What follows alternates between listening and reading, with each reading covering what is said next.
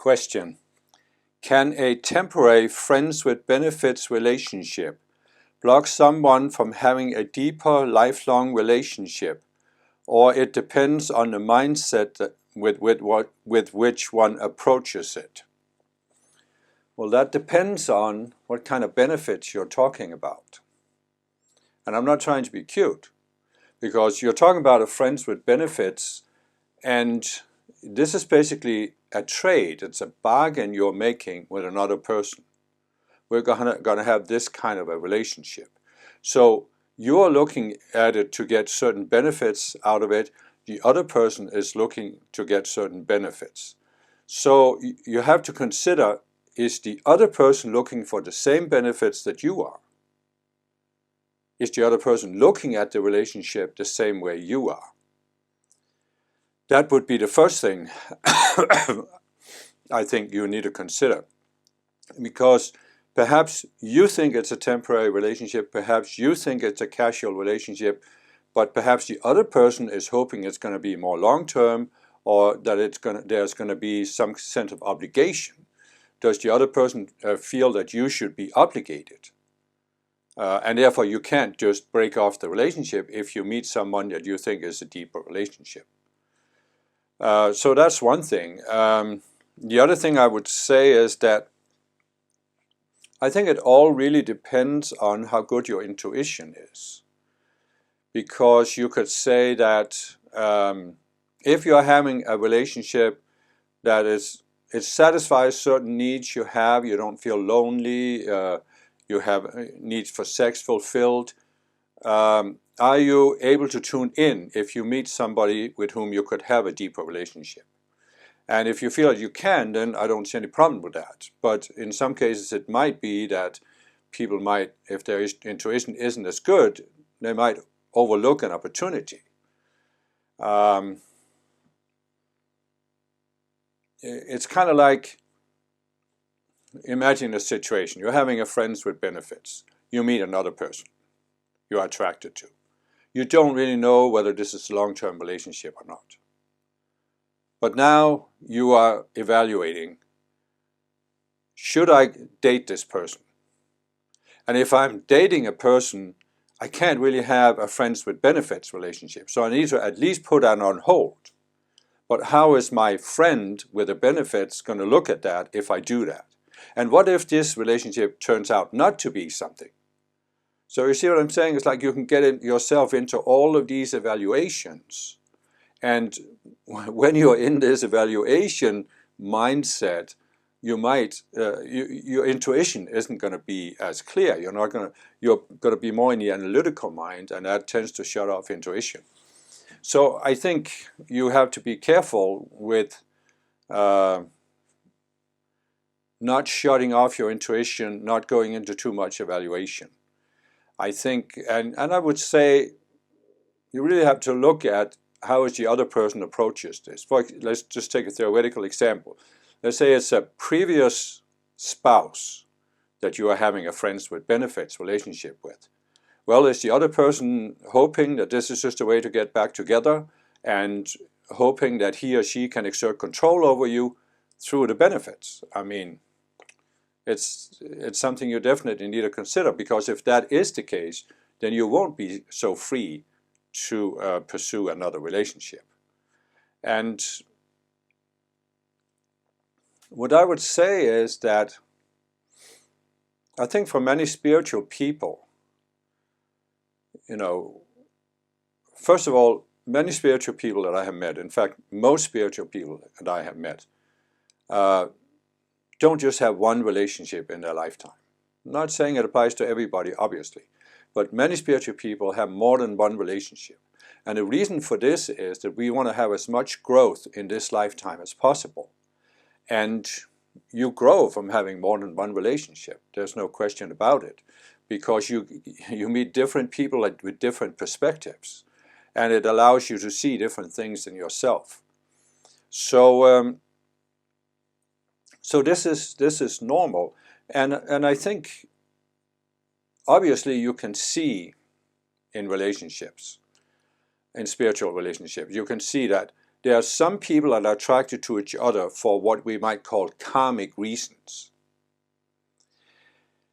And the problem that I see in many spiritual people is that at the same time we have this dream of finding the perfect love partner, the twin flame or the soul mate, and we think that if we just find the right person, the relationship will be wonderful.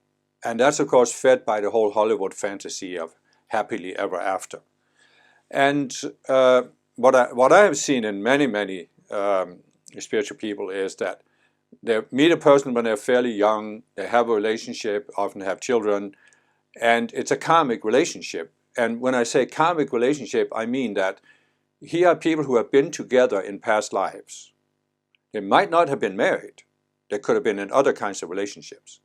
But they have made karma with each other.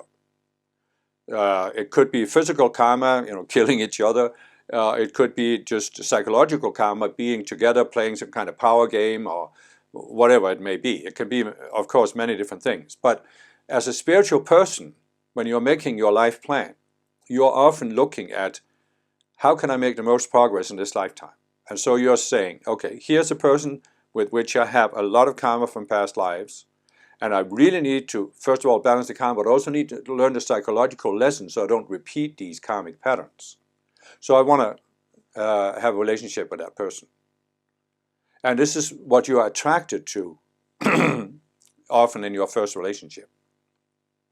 But then you have the twin flame, wonderful love relationship that you are projecting onto that relationship, which is really meant to be a working relationship where you're supposed to work out this karma. First of all, work out your own psychology. And so all of a sudden these two are now clashing because the vision of the love relationship is blocking you from learning the lessons you wanted to learn from this relationship, and causing you potentially, or in many cases, to make more karma with a person because you're basically having an unrealistic expectation that the other person couldn't possibly live up to. And so what you see is that many spiritual people, after some time, they get divorced. Now they have another relationship that is often a more mature relationship, where if you have learned some of the lessons from your first relationship, you can attract a person with whom you can have a deeper connection and a higher relationship. Maybe you need more than more than two relationships in a lifetime.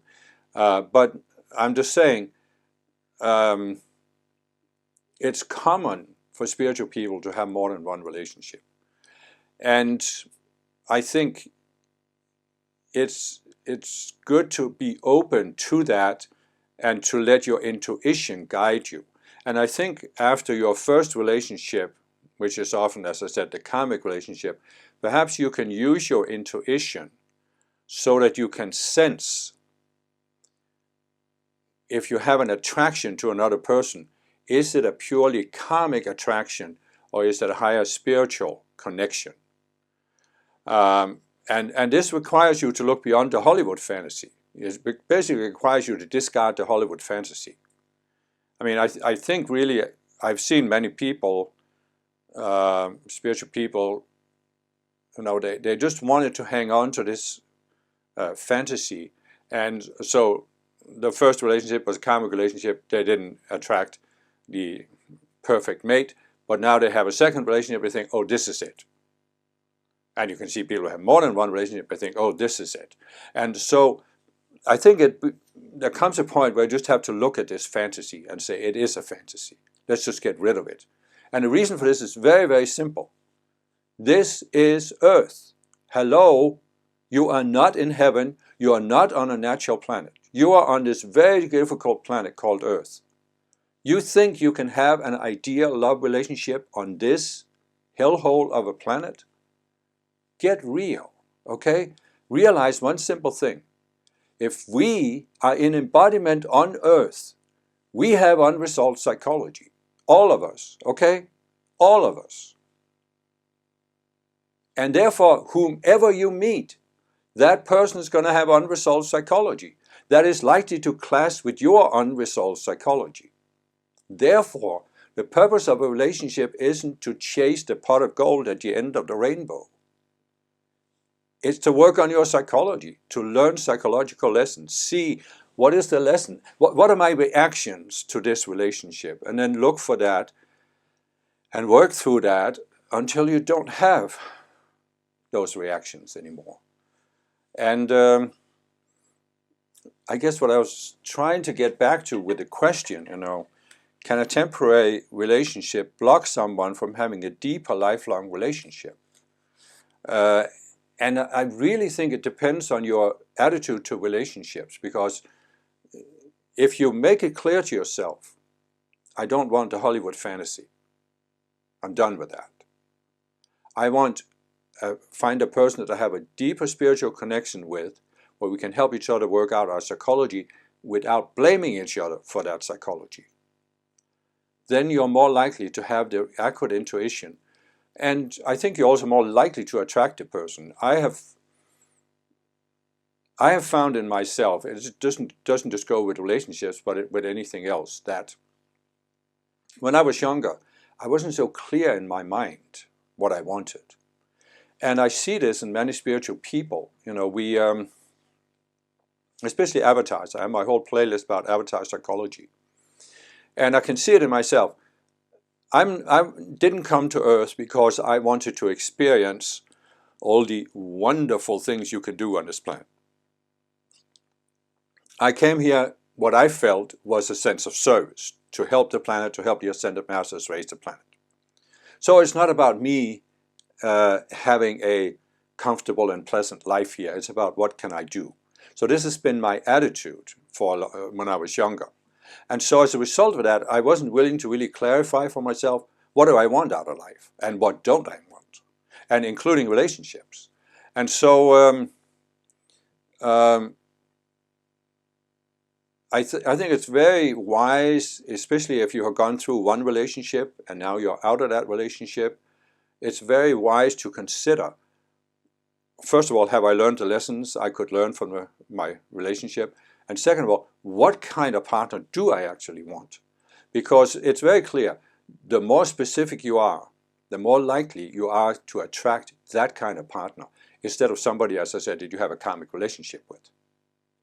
I mean, theoretically, you could have several people from the past that you have karma with. But see, here's the deal with karma. In some cases, yeah, you need to have a physical relationship with that person in order to have the best chance of working out the karma. But when you know about Ascended Master teachings, and especially using the violet flame, you don't always have to have a physical relationship with somebody in order to work out the karma. You can do it by giving the violet flame and resolving psychology. So this means, what I'm saying is another pattern I see in spiritual people and relationships is that people meet somebody that they have karma with, and they feel this very strong attraction, often a very strong sexual attraction, and it's like you just have to be with that person. But if you could just step back a little bit and say, well, a relationship is a pretty complicated thing. So do I really need to have a physical relationship with that person just because I'm attracted to him or her? Could it be a karmic attraction? Could it be that if I just step back a little bit, I could avoid having that karmic relationship? I could transmute the karma by giving violet flame and looking at my psychology. And then instead of having that karmic relationship, which is going to take for however long it takes, and maybe set my life on a certain track, I could actually meet a person that I have a deeper connection with when I avoid the karmic relationship. So anyway, I'm probably making it sound more complicated than it needs to be, but there are definitely many patterns you see in spiritual people and their relationships, and I just thought I would comment on a few of them.